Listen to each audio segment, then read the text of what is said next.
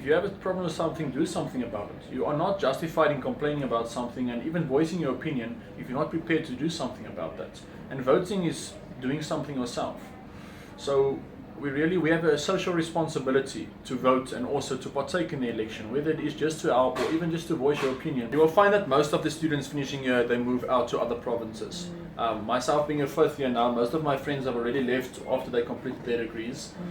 So I have friends, most of them are in Cape Town after they came with at Porch, most of them are in the city. But I think specifically once you've studied a degree and started working, the best opportunities are in a bigger city.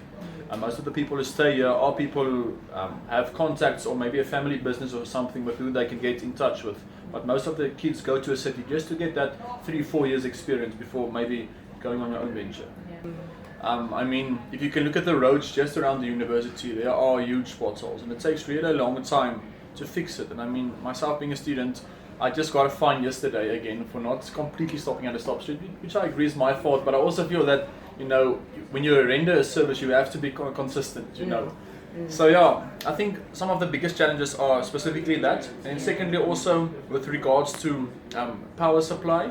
A lot of the times I also know that the university has backup generators, and so if you're on campus and there's a power blackout, you are still kind of covered, but when you're off campus, specifically as a student, you know, you have to put up with candles or something because you know, electricity provision is quite also a problem. I once heard a quote, something in the line of saying that politicians tell us that they are the ones who can fix our problems, but many times it's them who created the problems in the first place. And my thing is, I think if you look at the youth, not only in South Africa but across the whole world, we are in dire need of strong leadership. People are willing to take a stance for something and, you know, continue with that and be an example. We as youth don't have examples.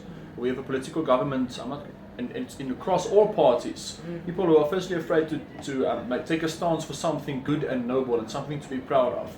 And people who will justify their own way of living, even by condemning other people who live, you know, closely related to them. So my thing is, I want consistency. I want leadership through action, not through speeches and rallies. I want a person who will come during the political election time and be that same person afterwards. When I elect you into government and I put my trust in you, that you'll be somebody who will be delivering that, who will really, you know, not be there for your own benefit, but also really to represent the people who have voted for you into that office.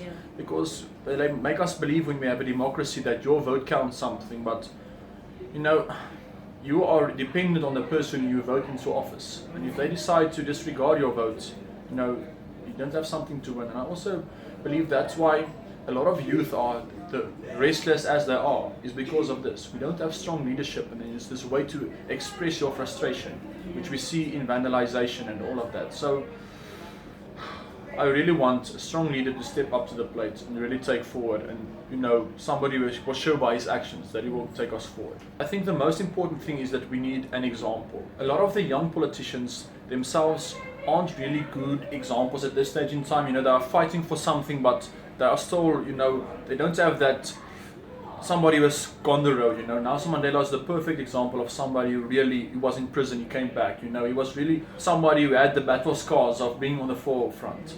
And I feel the younger politicians don't have that yet, you know. They still wait behind the ears. Many of them start in one political party and then they jump to this one, whatever happens. So we don't have somebody who comes up and stands for something more than a political agenda that they are pushing. And somebody who will represent the people of South Africa, not just of their own party.